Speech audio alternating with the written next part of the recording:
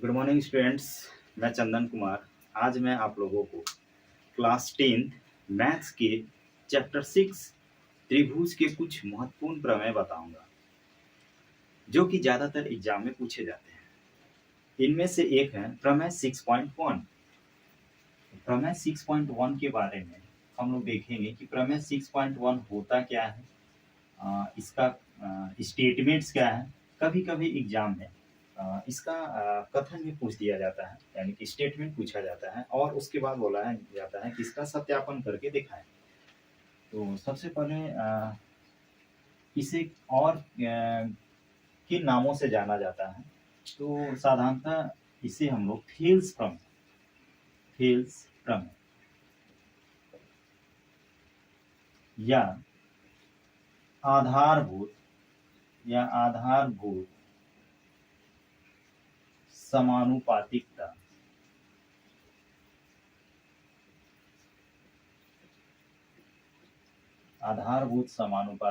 प्रमेय भी बोलते हैं, या इंग्लिश में इसी चीज को हम लोग बोलेंगे बेसिक प्रोपोर्शनैलिटी थ्योरम या बीपीटी। ठीक है, तो सबसे पहले इसका कथन क्या है वो हम लोग देखेंगे, स्टेटमेंट्स कि ये है क्या, इसमें क्या बताया जाता है कि त्रिभुज का प्रमेय क्या है। देखते हैं। यदि किसी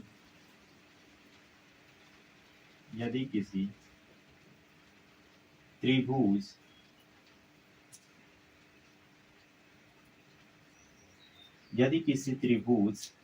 की एक भुजा के समांतर, यदि किसी त्रिभुज की एक भुजा के समांतर अन्य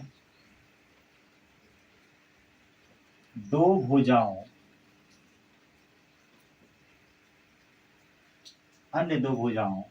को भिन्न भिन्न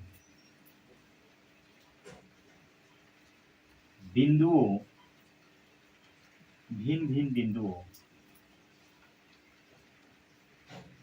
पर प्रतिच्छेद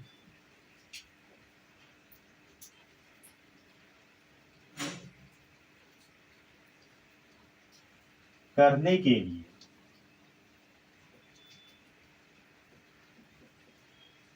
एक रेखा खींची जाए,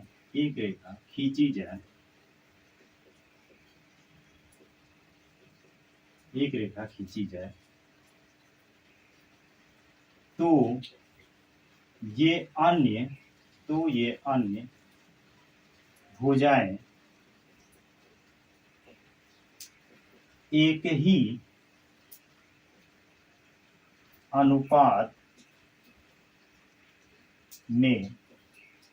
ही अनुपात में विभाजित हो जाती हैं।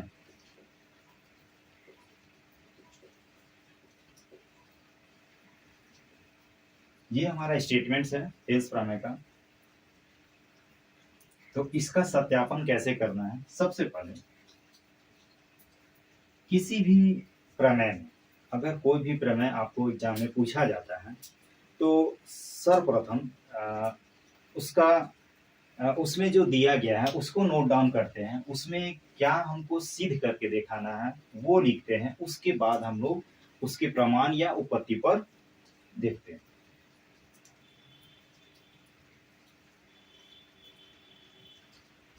इसे समझते हैं पहले हम लोग कि ये थेल्स प्रमेय क्या है और इसमें क्या बताया गया है और हमें क्या सिद्ध करना है।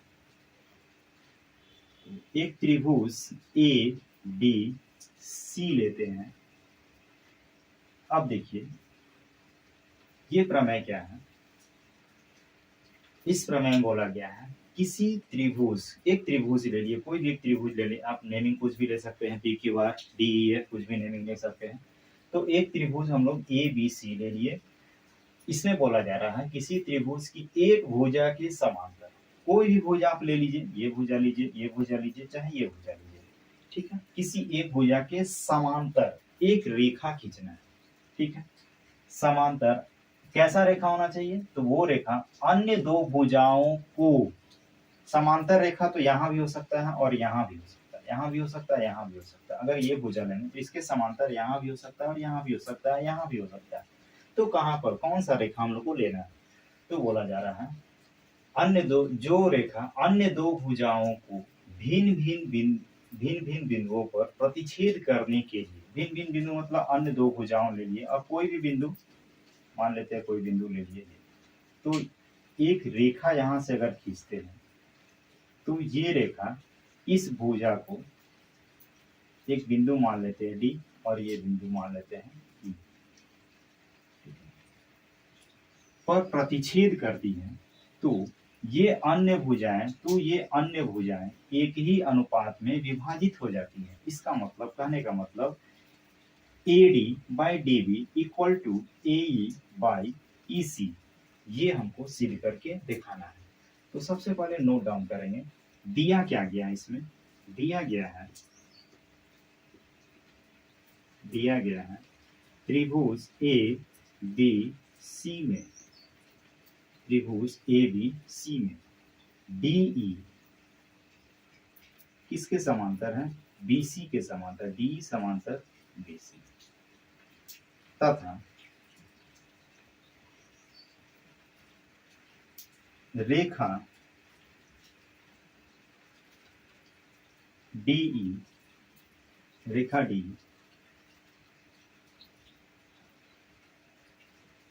भुजा AB तथा भुजा AC को क्रमशः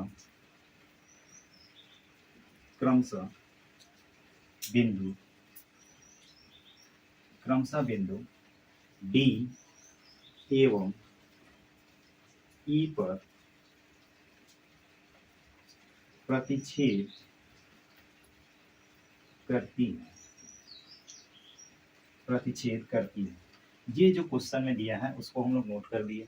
अब सिद्ध क्या करना है, हमको सिद्ध करके क्या दिखाना है, उसके नोट करते हैं। सिद्ध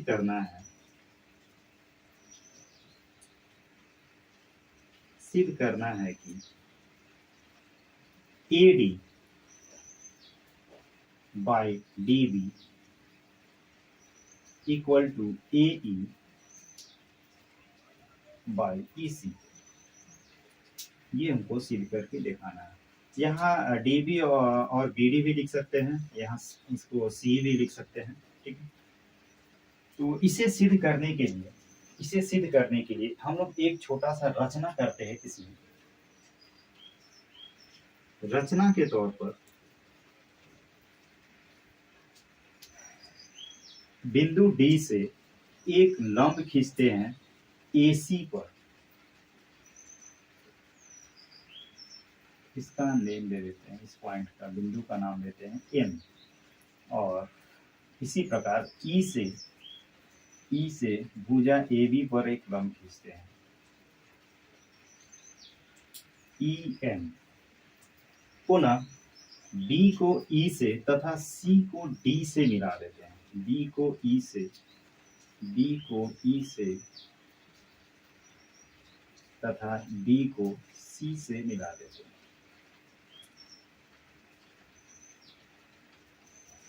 इसे नोट डाउन कर लेते हैं। तो DM लंब AC, EN लंब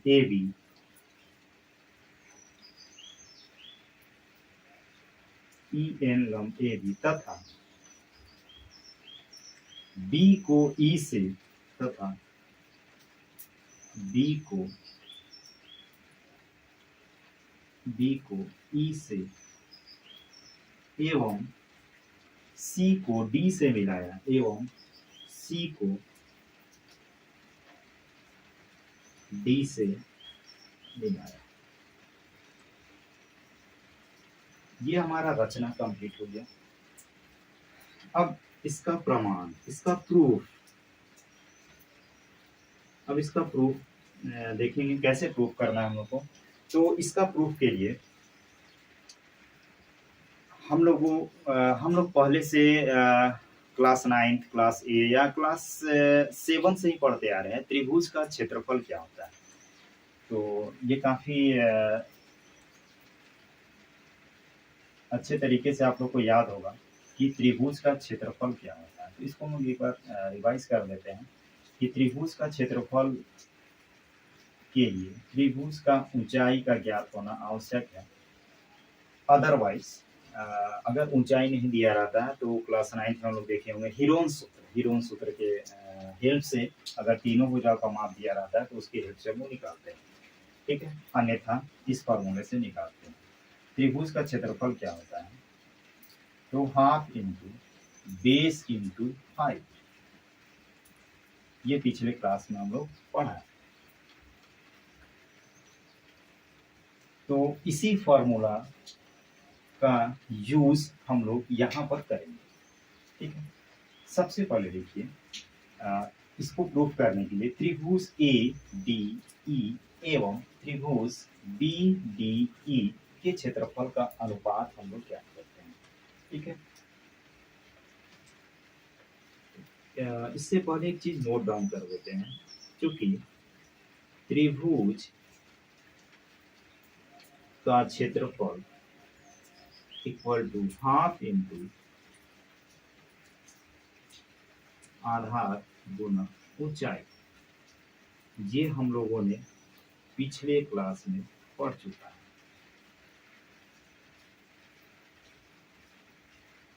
अब क्या करते हैं हम लोग, देखिए एरिया ऑफ, शॉर्ट में एआर लिखते हैं, एरिया ऑफ त्रिभुज ए डी ई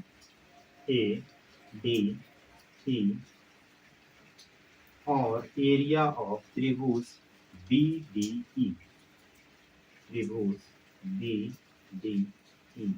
ये दोनों त्रिभुज के क्षेत्रफलों का अनुपात हम लोग ज्ञात करते हैं।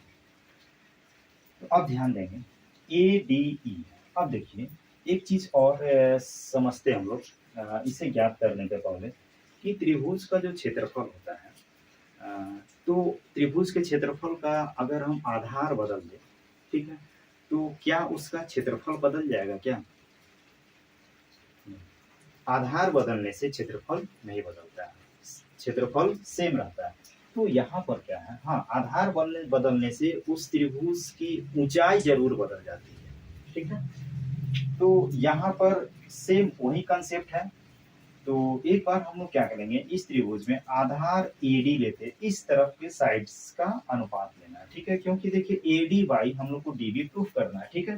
तो एडी क्या है, इस साइड में हम लोग को लेफ्ट साइड में है एडी बाई, तो यहाँ पर क्षेत्रफल जो भी लेंगे तो उसका आधार क्या ले लेते हैं हम लोग, एडी, क्योंकि उसका ऊंचाई हम लोग को रचना से हम लोग को ज्ञात हो चुका है कि इसका ऊंचाई क्या है, ई एन। परपेंडिकुलर जो लंबवत रेखा होती है त्रिभुज की, वो त्रिभुज की ऊंचाई होती है। तो यहाँ पर हो जाएगा हाफ इंटू आधार क्या है हमारा, आधार एडी इंटू ऊंचाई क्या है हमारा, ई एन, ऊंचाई है E N, divided by half into. अब इस त्रिभुज के लिए अब देखिए एक चीज देखते हैं, ये भी पिछले क्लास में आप लोगों ने पढ़ा होगा कि अगर त्रिभुज इस प्रकार का हो, ठीक है, तब उसकी ऊंचाई क्या होगी, ठीक है। तो इस त्रिभुज की ऊंचाई हम लोग इसके कभी भी त्रिभुज की ऊंचाई ज्ञात करना या किसी भी वस्तु की ऊंचाई ज्ञात करते हैं तो सबसे पहले उसका आधार और उसका शीर्ष देखते हैं, टॉप प्लेट, ठीक है। और वहां से जो लंबवत दूरी जो होती है, यानी कि लंबवत दूरी या उसको न्यूनतम दूरी बोल सकते हैं, वो उस वस्तु की या उस आकृति की ऊंचाई कहलाती है। तो यहाँ पर इसका ऊंचाई क्या हो जाएगा, लंबवत देखिए ऊंचाई यहाँ पर, इसको ऐसे आगे बढ़ाते हैं तो ये हमारा जो है ये हो जाएगा इस त्रिभुज की ऊंचाई, ये नहीं होगा, ठीक है, ये न्यूनतम दूरी नहीं है ना। तो यहाँ पर सेम चीज है, देखिए त्रिभुज बी डी ई में ये जो है ये दूरी मतलब EN जो है इस त्रिभुज का क्या हो जाएगा, लंबवत दूरी जो है ये क्या हो जाएगा इस त्रिभुज का ऊंचाई। ठीक है, तो आधार हो गया हमारा BD, आधार BD इनटू ऊंचाई हो गया हमारा EN, ऊंचाई हो गया हमारा EN। ठीक है, यहाँ तक स्टूडेंट्स कोई प्रॉब्लम, किन्हीं को कुछ पूछना है तो पूछ सकते हैं, या हमारे इस वीडियो को एक बार फिर से पीछे से रिवाइज करके देखिएगा। कहीं अगर डाउट होगा तो हो सकता है आप लोग का डाउट क्लियर हो जाए। तो हम लोग ना नेक्स्ट आगे प्रोसीड करते हैं। ये हाफ हाफ कैंसिल हो जाएगा और ये EN और EN कैंसिल हो जाएगा, तो यहाँ पर क्या बचेगा, AD बाई DD। इसे हम लोग इक्वेशन 1 या समीकरण 1 मान लेते हैं, समीकरण 1 मान लेते हैं।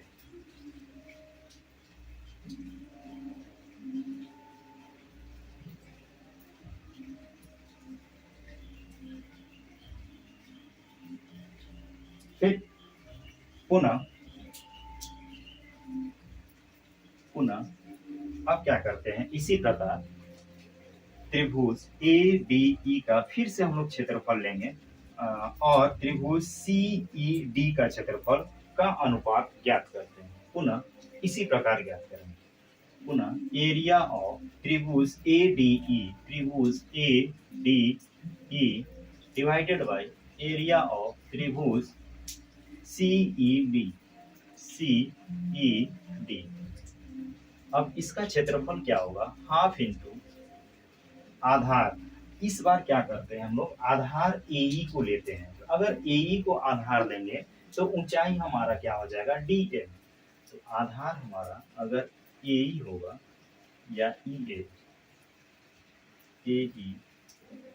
इंटू ऊंचाई हो जाएगा हमारा EM डिवाइडेड बाय त्रिभुज CED। देखिए सेम यही कॉन्सेप्ट जो आप लोग को पता है, फिर से देखिए CED, अभी इसका ऊंचाई क्या हो जाएगा हमारा DM और आधार क्या होगा ये C, तो हाफ इंटू आधार हो गया CE इंटू ऊंचाई हो गया हमारा DM।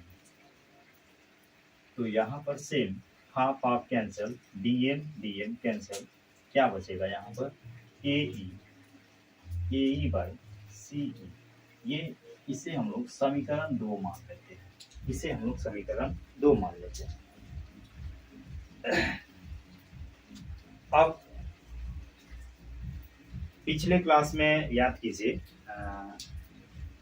हम लोगों ने पढ़ा था क्लास 9 में कि इसको पहले रफ स्पेस में और देख लेते हैं, थोड़ा समझ लेते हैं, क्योंकि इसका यूज हम लोग को यहाँ पर है।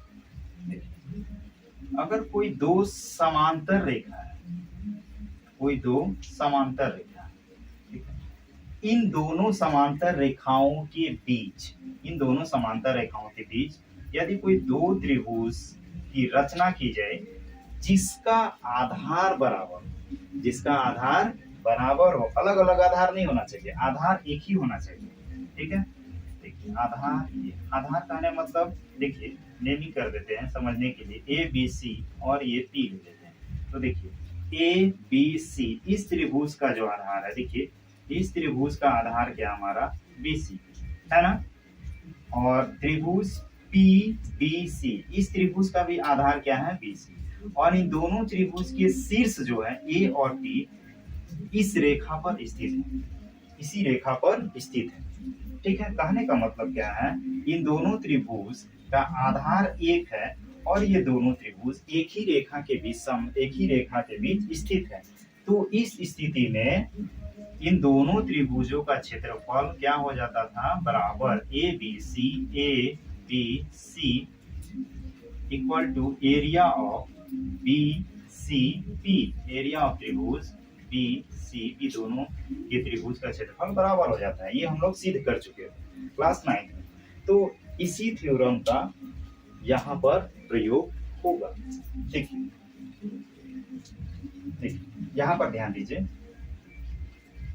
सबसे पहले देखेंगे दो समांतर रेखा ये है, तो जो भी हम लोग का कंसेप्ट यूज होगा इन्हीं दोनों के बीच होगा। ठीक है, देखिए बी डी ई, त्रिभुज बी डी ई और त्रिभुज सी ई डी। देखिए दोनों त्रिभुज की उभयनिष्ठ भुजा कौन सी है? उभयनिष्ठ भुजा डी। उभयनिष्ठ भुजा डी मतलब ऐसे अगर देखेंगे हम लोग, ऐसे अगर देखते हैं तो ये त्रिभुज आ जा रहा है हमारा। ठीक है, एक ये त्रिभुज आ गया और ये त्रिभुज आ गया। इसको ऐसे समझ लेंगे, डॉटेड पॉइंट दे देते हैं तो दोनों त्रिभुज अच्छे तरीके से समझ में आ जाएगा कि किन दो त्रिभुजों के बारे में हम बताना चाह रहे हैं। ठीक है, तो त्रिभुज पी ई डी और त्रिभुज सी ई डी दोनों एक ही उभयनिष्ठ, दोनों का एक ही उभयनिष्ठ भुजा क्या है? डी। तो इसको हम लोग नोट डाउन करेंगे पुनः या अब। त्रिभुज बी डी ई, त्रिभुज बी डी ई एवं त्रिभुज सी ई डी एवं त्रिभुज सी ई डी एक ही आधार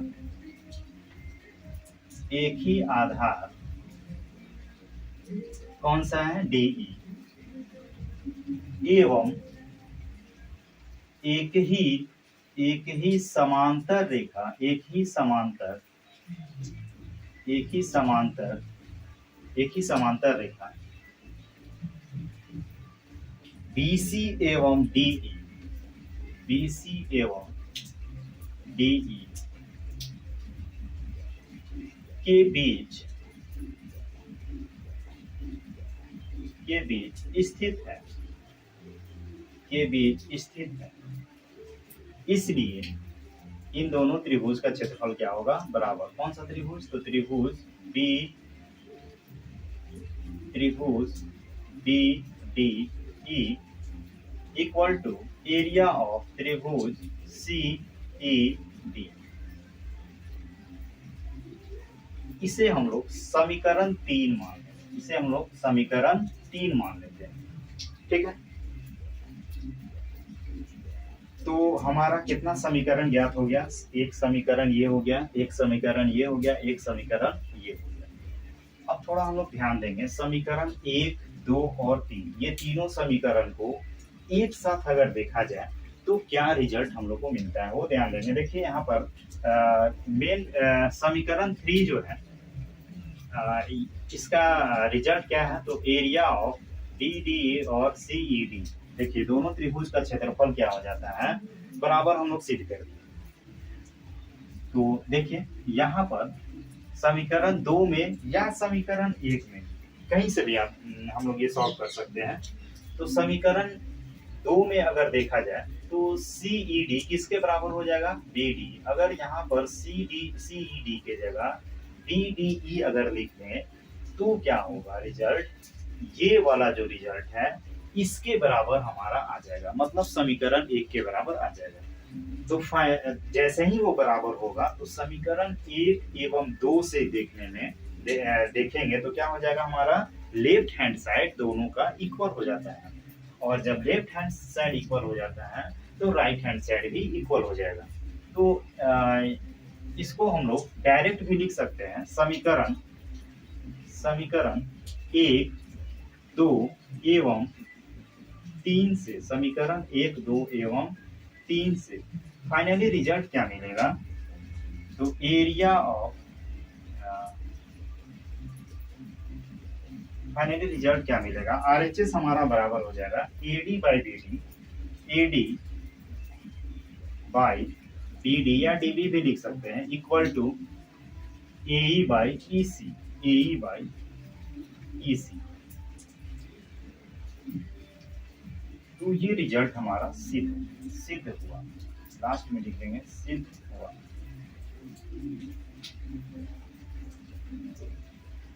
ये फाइनली हमारा प्रमेय 6.1 जिसे हम लोग फेल्स प्रमेय या आधारभूत समानुपातिकता प्रमेय भी कहते हैं, ये फाइनली हमारा प्रूफ हो चुका है।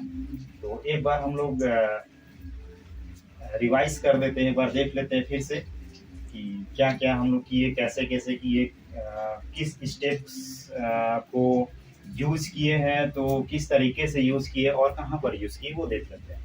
तो प्रमेय ये जो स्टेटमेंट्स था, इस स्टेटमेंट्स का मतलब क्या है कि कोई एक त्रिभुज है, त्रिभुज में 3 भुजाएँ होती हैं, तीनों में से कोई एक भुजा अगर ले लेंगे तो एक भुजा के समांतर अगर कोई रेखा खींची जाए तो वो अन्य 2 भुजाओं को अन्य भिन्न-भिन्न बिंदुओं पर प्रतिच्छेद करती है और इस प्रकार प्रतिच्छेद होती है ये दोनों भुजाएँ कि इनका अनुपात क्या हो जाता है, बराबर। और यही हमको सिद्ध करना है, ठीक है।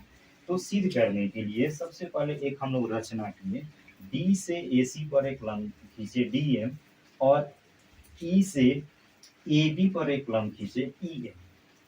फिर पुनः B को E से तथा C को D से हम लोग मिला देंगे। इसके बाद एक हम लोग जो त्रिभुज का जो क्षेत्रफल पहले से जानते हैं, पहले से पढ़े हुए हैं, पिछले क्लास 6-7 में से ही हम लोग पढ़ते आ रहे हैं कि त्रिभुज का क्षेत्रफल क्या होता है। तो त्रिभुज का क्षेत्रफल होता है हाफ इंटू आधार गुना ऊंचाई। तो इसी फॉर्मूले का हेल्प से हम लोग आगे प्रूफ किए हैं। सबसे पहले एरिया ऑफ ADE और BDE, एरिया ऑफ त्रिभुज ADE और BDE एक ही साइड का हम लोग ये त्रिभुज का क्षेत्रफल या एक ही साइड का जो भुजा है उसको ध्यान में रखते हुए ये त्रिभुज के क्षेत्रफल का अनुपात हम लोग लिए हैं। तो हाफ इंटू आधार गुना ऊंचाई, यहाँ भी हाफ इंटू आधार गुना ऊंचाई, इसको सॉल्व किया, हाफ कैंसिल हो गया, EN सेम है, कैंसिल हो गया, तो यहाँ क्या बच गया AD बाई DD। इसे हम लोग समीकरण 1 मान लिए। पुनः इसी प्रकार अब इस तरफ राइट साइड में कौन सा भुजा, देखिए AE बाई EC लेना है, तो AE बाई EC, तो AE को ध्यान में रखते हुए AE आधार ले लिए तो ऊंचाई हो जाएगा DM। तो अगेन हम लोग त्रिभुज ADE का क्षेत्रफल लिए और उसके साथ किसका अनुपात ज्ञात कर रहे हैं, किस त्रिभुज का, तो CED के त्रिभुज के क्षेत्रफल का अनुपात हम लोग लिए और इसको सॉल्व किए तो ये रिजल्ट हमारा आया। उसके बाद हम लोग क्लास 9th में एक थ्योरम पढ़े थे कि एक ही यदि कोई दो त्रिभुज एक ही आधार और एक ही समांतर रेखा के बीच स्थित हो तो दोनों क्षेत्रफल में भी बराबर होते हैं। तो उसका हम लोग यहाँ पर यूज किए।